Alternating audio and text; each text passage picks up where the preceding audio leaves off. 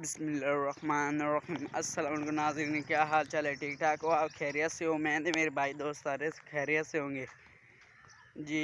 आज मैं अपने गांव की सेल कराने जा रहा हूँ जी। मैं जांदा पिया पूरी कणक बंदे बदेन ते उधर जा रहा ये उत्थे कणक बढ़ते पे मोल ते बनते पे हूँ पहले वड्डी ने हूँ बनते पे गड्ढे बनाते पे तो उधर मैं जा रहा। मैंने मेरे भाइयों दोस्तों मेरी वीडियो पसंद आएगी लाइक सब्सक्राइब जरूर करना, थोड़े सपोर्ट की बहुत ज़्यादा ज़रूरत है।